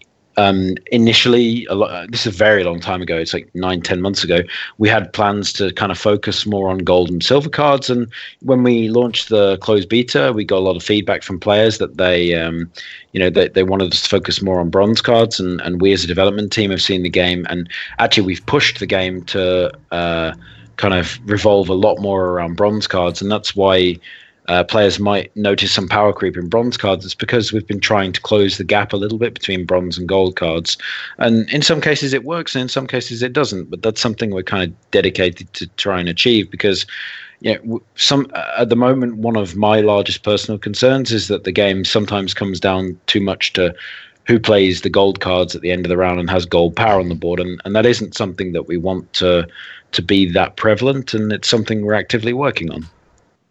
So how do you? I mean, how do you feel about this topic, gold power? I know this is something that we've discussed a little bit before, but like, I mean, what are your biggest concerns with it? Do you have any ideas how you might solve those concerns? I can give you, a few different solutions, but when it's something that we're more just considering for the future than taking action on like right now. I think that the most frustrating thing is that you're playing the game, you have your bronze units, you don't draw your gold cards, your opponent draws his gold cards, and if for example you're playing removals or other cards that affect the enemy in some way, or weather cards, or whatever the case is, your opponent drops, let's say, Siri Dash at 12 or 15, and you have 2 bronze cards. It's very possible that they just beat you with 1 card, which doesn't really feel that good, and we don't really want that kind of thing to be prevalent like as much as it is. There's a lot of different solutions with gold cards that could be explored and could be made. So it's kind of there are ways you can make it so, for example, that gold cards take half damage rather than full damage from interactions. Gold cards could be apparently the most frustrating thing is the coin flip. There you go. But I think that gold card interaction is frustrating generally, and another solution could be, for example, making it so gold cards can be fully interacted with and that they're not immune. That might sound like a drastic change, but it's probably not as drastic as most people think it is. So there's a lot of different things you could do. You could, for example, make gold cards only be targetable by AoE effects. So, think they can't be targeted. So you play a Stammelfoods, it might actually affect gold cards or something along those lines. So there's really, literally dozens of different solutions, and I'm not going to commit to kind of if we're leaning more towards one thing or another, but it's something that we definitely are thinking about. And some people will suggest gold cards should only interact with gold cards, but then you kind of come back to this problem we talked about with clearing weather and Dimeritium shackles, that if you don't draw the appropriate card, and there's it's not about necessarily drawing the appropriate card, it's the fact that there's such a limited amount of the appropriate cards. Therefore, you can't do any kind of interaction, or maybe you might not be able to utilize your unit's abilities, which obviously just doesn't feel fun. Now, here's one. Will there be, or when will there be new faction leaders? I think we should address Buzzer's question. Will there be a Buzzer card in the game? I don't know. Like, no one's ever suggested that before, so you should suggest that, Pavel. Should have a sword, I think. Yeah. So, sorry, what was your question? What was your question, Swim? Well, it certainly wasn't my question. It came from the chat. My mistake. He was asking when will there be new faction leaders in the game?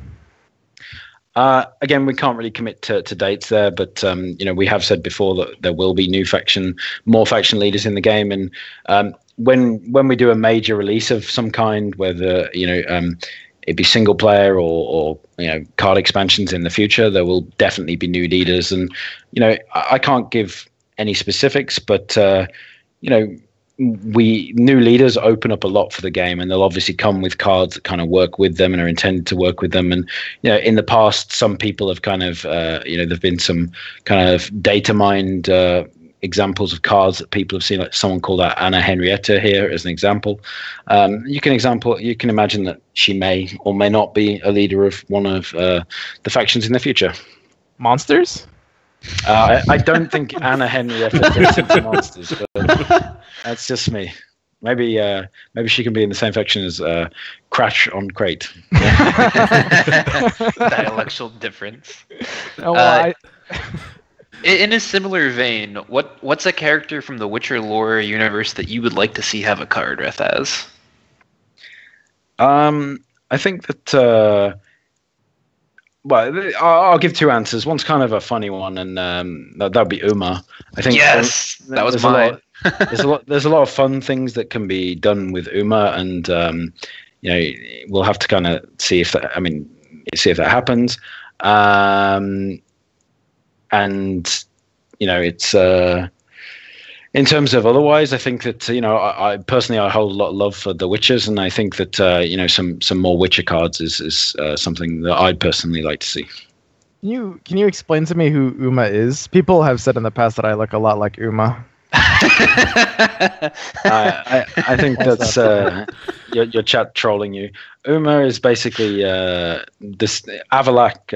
It's kind of a spoiler, so anybody that hasn't played The Witcher 3 and doesn't want it spoiled should probably just mute for a second. But Uma is basically kind of this kind of creature that Avalak turns into to hide himself from the Wild Hunt. Can Uma just be a card that puts an Avalak into your hand? I'd like that a lot. I think that would probably be kind of a bit weird, but here we go. What can you explain the decision to separate Bloody Baron from the Botchling and the Lubberkin?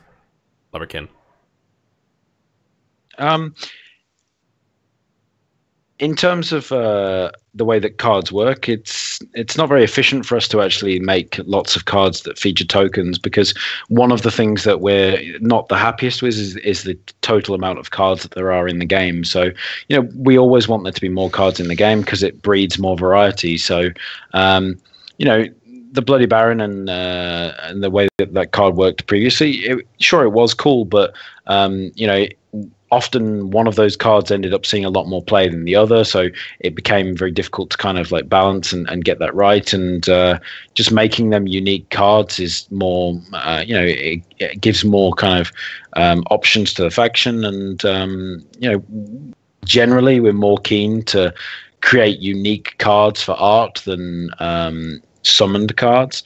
The stance that we'll probably take in the future is that cards that summon something will generally be a token. So you can imagine that, let's just, in a hypothetical situation, Northern Realms has a token which is like a footman or something like that, and there would be multiple cards, for example, that would somehow spawn or work with those footman tokens or something along those lines. I mean, that's probably the direction we would go more with in the future, kind of like Squirtle Neophytes if you go back in the day in old Squirtle.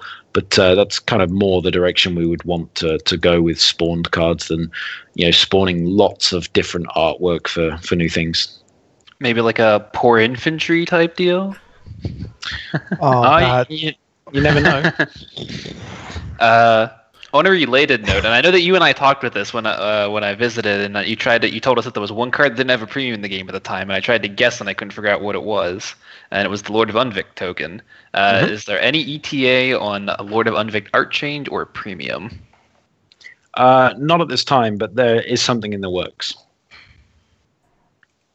Actually, a follow-up to the Lubberkin and Botchling, is there a consideration to allow the buff to be kept... so obviously with the current mechanic, you're buffing the one that's not in your hand or not on the field and then pulling it out. But then it ends up in the graveyard. Is there a consideration to allow that buff to be kept, say if you Neneki the whichever one's in the graveyard back into the deck so that it's then able to be played again with the buff? That sounds gross. Well, it kind of feels like it should be made that way. I mean, from my perspective, it almost feels like those cards were designed as, a trio in a way, just being able to combo like that. And it seems weird that they can't do it, if anything. I haven't actually heard about that before, so the best I can say is I'll look into that. Couldn't you go like Botchling into Lebrikin round 1 and then round 2 Neneki them both back and then play them again somehow, and then Shani 1 in round 3 and do like stupid stuff that way? I feel like that could actually be pretty degenerate if it could stack infinitely, stack like that a lot. What do you have against a little degeneracy? I don't know. I'm not a fan of 150 point Lethos either, but my chat is. Buffs I'm not either. Buffs are removed on going into the graveyard, so it wouldn't really stack in that way. I mean, they can buff in the graveyard because that's their mechanic, but when they travel to the graveyard, they are wiped. So it shouldn't. I mean, even if that was possible, it wouldn't really get out of control. I don't believe, but we'd have to test that and see how it works. What do you think about Renew being run in every single deck? Ooh, that's a good one. I think that's a gross exaggeration, as is always the case, and completely hyperbolic. I mean, however, I will say that there is some strange behavior going on with Renew at the moment, but I think some of that is probably specifically related to Hjalmar. So it's really hard to say. I mean, and play, the internet functions in extremes. Everything is either the best or the worst ever, and it's it is frustrating from a developer's perspective to kind of deal with and listen to that kind of stuff, because it's it just simply isn't true. Renew is proving to be very powerful, but on the flip side, when Renew was only resurrecting things from your graveyard, it basically never saw play. So it's kind of, I mean, if we were to, let's say, revert Renew to suddenly go back to only playing from your graveyard, would it now see play? Possibly. But it's really strange. Like I talked about before, suddenly, depending on certain meta, certain cards seem like they're exponentially more powerful than they used to be, and it's really difficult. And then there are a lot of claims that this card is unbalanced, but it wasn't unbalanced 3 months ago or whatever the case is. So it's really it's really just not very straightforward. And I think that for the health of the game, we kind of have to make a lot of changes kind of as the game goes along to just try and make sure that it remains fun and varied. So we'll see.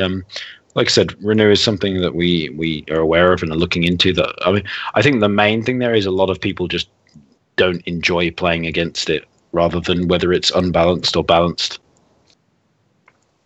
On a related note, why is Cahir doomed? Because there's a lot of weird issues that can occur with Cahir in terms of stealing him and re-triggering abilities and so on and so forth. There is some combinations that can lead to infinite card play that involve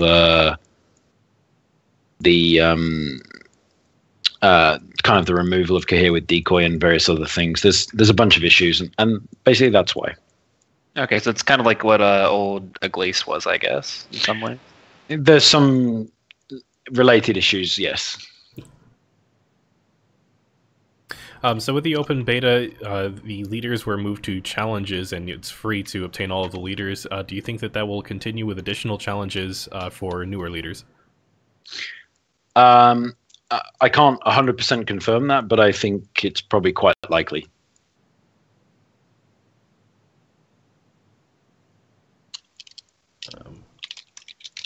Will there be new card backs in the game except purple?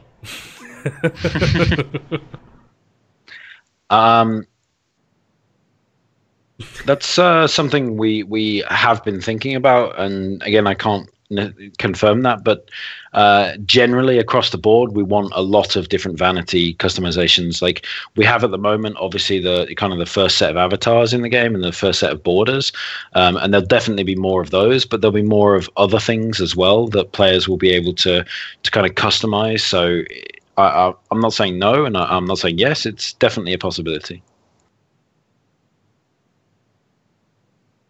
NK medic effect is interesting and novel, but it feels like there's something missing. Do you think that they need some sort of additional change? We're kind of just seeing how they work out at the moment. It depends on Northern Realms. Play rates have been a bit low, so it's very possible that players may discover some really interesting and good combos with them. So we'll see. We'll wait and see how they work out. Here's one. I know this one gets asked a lot, actually. Do you think you get enough Do you think you have enough source material to create new cards for factions such as Skellige? If not, would you consider creating new characters just for Gwent, and, for example, implementing them into the lore via campaign? That's exactly what we are doing. So the single player campaign is kind of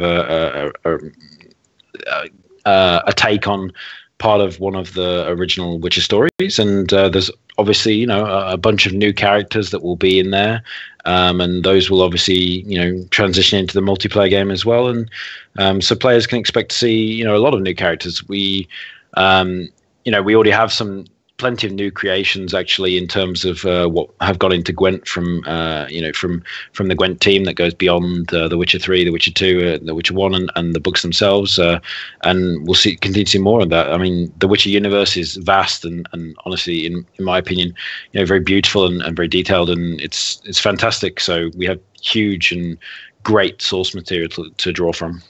Yeah, I've heard a lot of good things about it. Not that you know personally, of course. How are your Witcher Wednesdays going, Swim?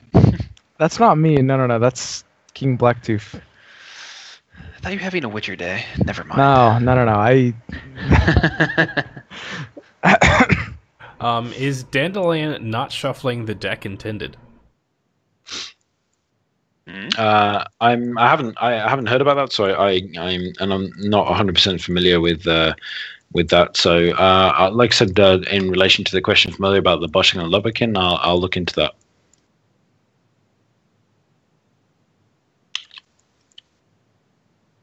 Cool.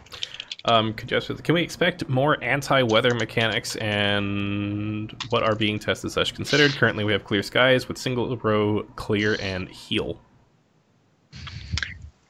Kind of as I mentioned earlier, I'm not necessarily sure that more counters are kind of the best way to deal with weather as a whole. They're kind of pushing you to take very strict cards in your deck, which we talked about, I think, at least 3 or 4 times now, and so I'm not necessarily sure that that's the right idea.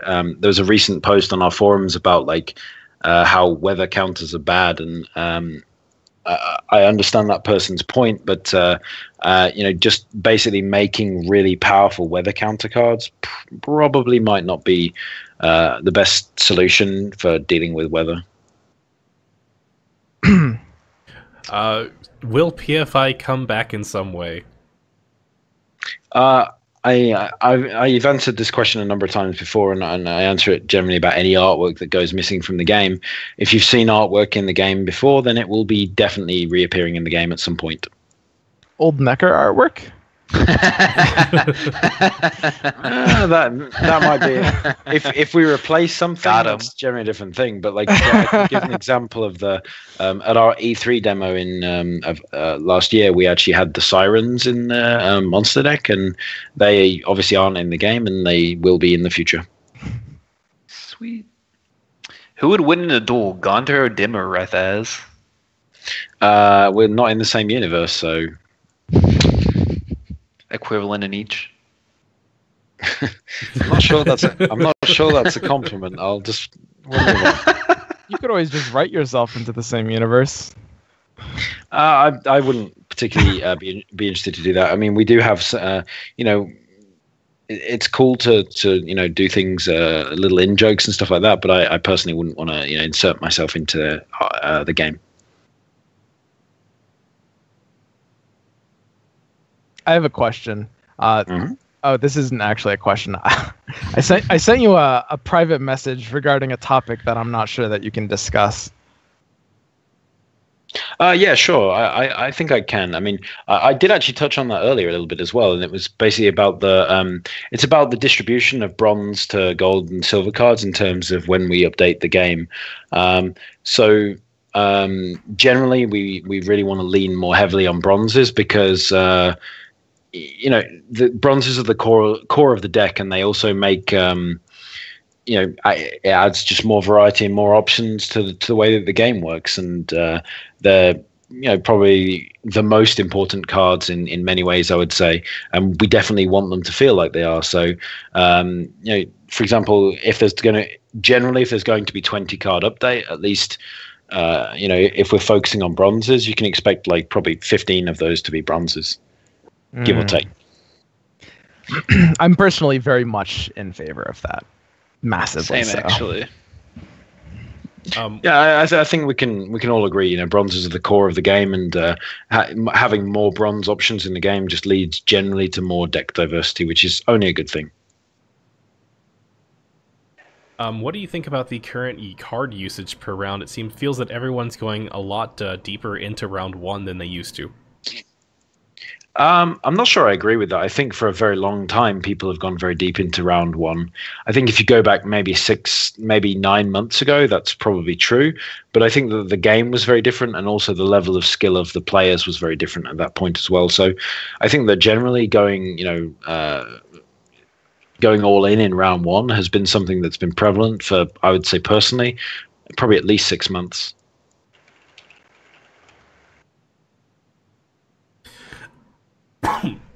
Excuse me. It feels awkward to allow deck sizes up to 40 when it's basically never optimal. Is there any chance that there could be perks implemented to larger decks, another gold slot per additional 5 cards or something? I would say wait and see. It's possible that some things that we I think, like I said before, I think Gwent is very much a game that has to and needs to evolve over time, otherwise it will become stale. And we've worked on that a lot as the game has progressed, and I think the game has come a long way. It's definitely not perfect, and I don't think that any of our team would ever say that it is. We want the game to be the best it can, and we're always working on improving that, and part of that is kind of evolution rather than just tweaking things, I think. And you never know. There's something that we're currently considering that might make that more important, but we'll have to see. That was a tease, I know. I apologize. Man, you're such a tease, Rethaz.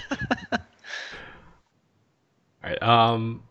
Are you planning on making play from hand abilities take priority over deploy / come into the play abilities by default? And actually, just a quick follow-up on that. Is there, my personal question added onto that, is there any plans of publicly listing the priorities of cards? The answer to all of that generally is kind of no, but it's not exactly. It's so we probably won't list the public priorities. I mean, but we, like I mentioned earlier, we are working on, we've been working on this, quite, basically we've been working on the way the card core in the game works, and that's kind of what we showed as a prototype to our visitors in January. And one of the main kind of aims and goals and functions of that is actually to kind of deal with priority orders and trigger orders in a much better way. So, for example, something we openly talked about and have talked about a number of times was the fact that when you play a card, you'll be able to cancel out of the transaction. So, and that functions in a number of different ways. So let's assume that I have, I don't know, what's a good example? Dolbothanna Archer. So if I play a Dolbothanna Archer, it goes into the transaction slot, which it currently kind of doesn't. The transaction slot will be more visually better, in a better place, and that allows you to select multiple targets. You can select one target, then let's just say for this example, you right click and you only shoot the one target. You don't necessarily use the second part of the ability. So one of the problems that we have that players sometimes face is that the best move is to allow you to just discard your card. So one of the things that we want to allow players to do, as in to wait for the timer to run out, rather, and that's obviously not something that we want, but as part of these changes, you'll be able to play a card directly into the graveyard from your hand if you wish. So there's a lot of kind of core and key changes that are big things for the future that we hope will make the game higher quality and better in general. Now, one thing that you said there was, it kind of touches on something that we discussed a couple weeks ago when I was on last, actually, that you could choose something with a Dolbothanna Archer and then not use the second half of that ability. Would that also leading into that, it kind of sounds like that means that we could play cards that have damaging abilities right now that are mandatory, that in the future wouldn't be mandatory. Is that a change that you guys are planning on doing? Absolutely. That's exactly what I meant. I maybe explained that example badly. Sorry. One of the problems that we have is that you kind of for new players, we'd actually like players to be able to target both sides with all of their damaging units, and only Skellige can do that at the moment. Generally, I mean, there's some neutral cards, sure, but only Skellige generally can do that because of the abilities of kind of self-wounding. And we want all players to be able to do that, but the problem that always happens is that players, they get a card, they play it. Its damaging ability forces them to damage their own unit, and as a new player, they don't understand why that exists, and obviously then they can complain, and that can obviously lead to some people not enjoying and not continuing to play the game. So the ability to kind of opt out of the ability gets around that situation while still giving us the ability to deal with units that your opponent puts on your side. And I see immediately some people saying RIP Rot Tosser. Don't worry about it. We're aware You'd probably increase the cow carcass strength or something. Yeah, we're aware that would obviously just immediately make that card. I mean, people will say unplayable. It's still not unplayable at that point. Just make the cow golden. Yeah, I mean, that's probably not good either. But you know, we'll obviously consider the ramifications of all of these things, and we have been doing that for a long time. So it's you know, and like I said, we'll obviously make sure that you know, we run PTRs for these things, and as and when and if they occur. It's interesting because I know that was one of the things that one of my points was I felt that it actually added like a lot to the game that you were forced to use an ability like that at the time if your opponent put it into a board state where you had to have that damaging ability go. So it's actually really interesting to me. I have a personal question for you, Rethaz. Oh, it's not personal to you. It's just my own question. But I was wondering, and this is something we've talked about recently. But I was wondering your position on the card pool expanding and that being a potential problem for this game moving forward, given the fact that it uses a small deck size, i.e. 25 cards, a high bronze limit, 3 compared to Hearthstone's 2, and in addition to that, no mana curve whatsoever. And all of those factors combined make it even trickier to encourage or incentivize diversity with a expanding card pool in a meaningful way. What approaches do you not necessarily plan to take, but are you considering to try to circumvent that? The biggest thing that comes to mind is some sort of standard rotation system. Honestly, at this time, it's really too early to say. I know that some people have concerns about that, and like Magic, for example, obviously kind of used the standard rotation, the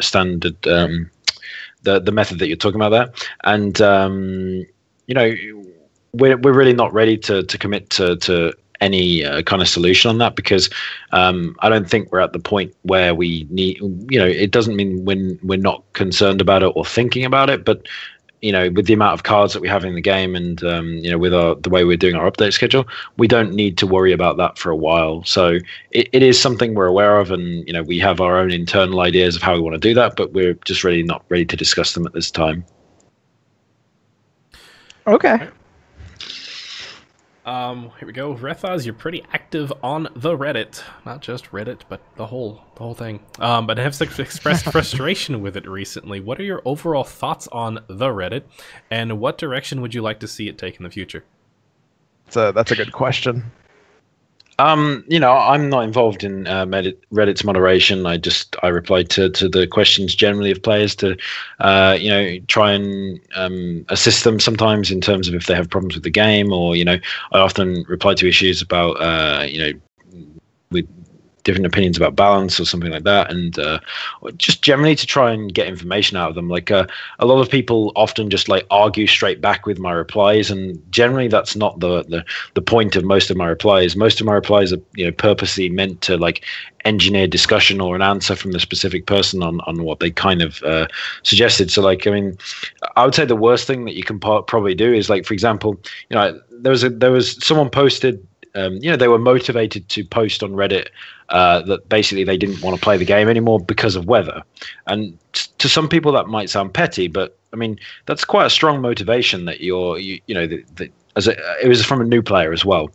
You know, it really is a strong motivation as a new player to literally go to a forum and, you know, post that I'm going to quit your game because of this. And you know, obviously there's going to be some immediate like replies in this chat that's like, oh, you shouldn't pander to those people and so on and so forth, but it's not really about that. It's more about like engaging that person in discussion and getting some kind of information on you know, what really motivates them to think that way, and what you know, why they feel that way. There's many different answers to that, and like some people feel that whether dealing lethal damage is an issue. Some people feel it's dealing too much damage. Some people feel that it you know, it's because you're forced to play a unit into it, that you don't have the choice to play that unit as agile. You know, there's many different factors and motivations. So I think that like the worst thing that you can probably do is come into that discussion and be like, why are Savage Bears a 6? Nerf, please. It's you know, it's pointless. And I would really, you know, my personal hope is that I would like to see people be more constructive and talk about things. And you know, people talk about, there's a lot of like negativity in this chat at the moment and on Reddit in general about people's feedback, but you know, you have to remember that there are tens of thousands of people posting on our Reddit and on our forums and on our social media sites that it's a really large amount of people when you look at the different feedback across those platforms, and the feedback across those platforms is generally very similar, and sometimes that feedback is directly different from what we see in the game as data, and sometimes it's not. And we have to make educated decisions. And for example, Pavel does read a huge amount of everything especially on Facebook and Reddit and our forums as well. So we really do monitor what's going on and watch what's going on. And sometimes people make valid points, and sometimes they don't. You have to take everything with a pinch of salt, and you have to kind of try and and as a team of designers, and also some of our other other support teams as well, we look at what's going on in the game and try to make the decisions which we feel are right. And we're not afraid to be wrong. Sometimes we are wrong, and we try to do the best we can and make the best decisions we can. Rethaz, sometimes I'm wrong too.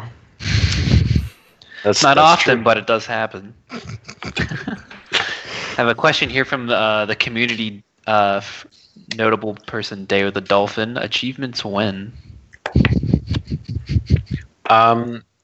So some of you might not be aware, but it's platform achievements is kind of a big thing on consoles. Those of you that aren't really console gamers might not be super aware of that. So I'll say we'll have at least kind of platform-related achievements definitely in the future. I can't really give a date for that, and we've talked about that a number of times in the past. So it's not actually really anything new. So some players kind of might already be aware of that, and those of you that are playing games on GOG or Xbox or whichever the case is, you're pretty used to having achievements in your games and being a part of the game. So it's just kind of standard practice, and we'll at least have that. I think that is just about all the time that we have for tonight. So I want to just go ahead and do a quick shout out. Thank you all very much. If we did not get to your question, I apologize. We got through as many as we could. Just thank you all very much for tuning in for this week. Any closing statements? I'll go ahead and start off with Vishra. Shout out to Rethaz for coming on. We appreciate it. Shout out to Berza in the chat, and for reading all the stuff we put out. Swim? Yeah, no, I'd like to give a big shout out to my boy Rethaz. He's very no, we're not joking anymore. This is serious territory at this point. But he's incredibly dedicated, really great dev, and he's really puts his heart and soul into this game. No bamboozle. Suddenly Ellerin comes out. Yep. See, when he says no bamboozle, it makes you think there's bamboozle. Rethaz, thank you very much for agreeing to be on our talk show. Any closing statements? Any shout outs? Actually, there was just one question that I saw at the end, which I figured I could answer, because it was actually about quite an important topic. I don't know if I'm pronouncing the name right, but Dalbat just asked a question that was about season transitions and a slower reset. We can't really give more information about that, but I will tell you that we're just not keen on, zeroing people at the end of seasons, and because it kind of destroys all the progression you've got, and we don't really want to do that. We have a number of different solutions that are kind of in development and that we're considering, but we want you to maintain some of your progress, and therefore you might not be able to achieve the rank 21 in the first season, but maybe you'll be able to achieve it in season 2 or 3 or 4 or whichever, depending on your dedication and level of play. And obviously the more seasons that you miss, the more that would probably degrade. So we kind of want players to keep coming back and getting different rewards and being engaged in the game. So the general idea there is to kind of make it fun and engaging for people, and hopefully it will be. And I just wanted to give the shout out, as like I always do, to the all the different teams at CDPR.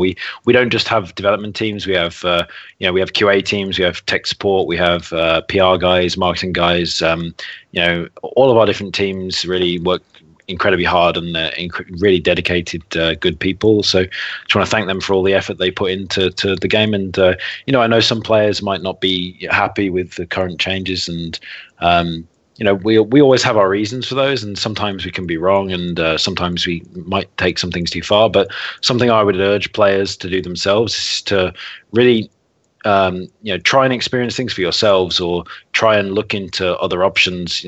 There is this constant theme of kind of just copying what's considered to be the best, and there are players, and I think a lot of our best players out there consistently experiment and find other ways to play outside of the norm.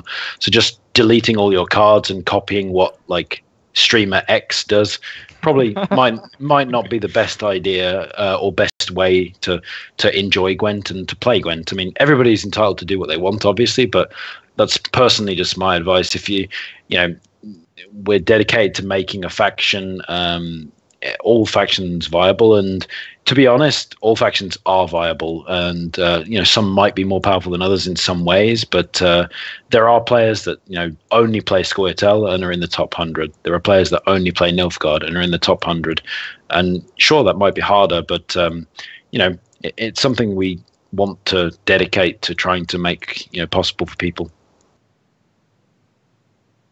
And seriously, thank you very much, Rethaz, for agreeing to be with us. And I just want to go ahead and shout out to CDPR in general, and Rethaz especially. I can't think of any other developer or development company that when it's like, hey, any closing statements, like, hold on, I've got more questions that I want to answer. So seriously, much appreciated. My closing shout outs, as always, if you are interested in getting more into Gwent. Card games are information games. The more information you can arm yourselves with, the better you're going to be. So connect with your fellow players.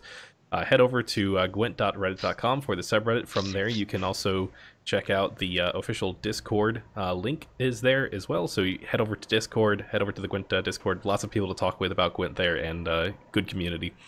Also, the weekly tournaments, Good Gaming, TCG Weekly, and Bowstring Tension Cup. It's Sunday, Monday, and Tuesdays.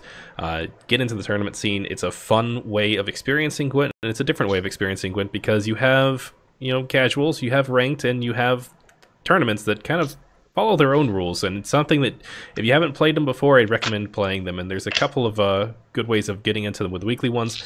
Also, there's a Passiflora Tournament coming up on July 1st and 2nd, and our Gwentlemen's Open, which is open to everybody, on the 8th and 9th. Great ways of getting your feet wet. Also, July 4th, we have the Gwentlemen versus the French Community Tournament, Conquest format. It should be a lot of fun. But no, that's going to be about all the shout-outs that I have for today. Thank you very much, everybody who tuned in, and seriously, thank you, Rethaz, for agreeing to join us as our guest on the talk show. It is very much appreciated. Until next week on this channel, we'll see you again next week on Thursday for the Gwentlemen Talk Show, and have a good night, everybody. Have a good night. Goodbye.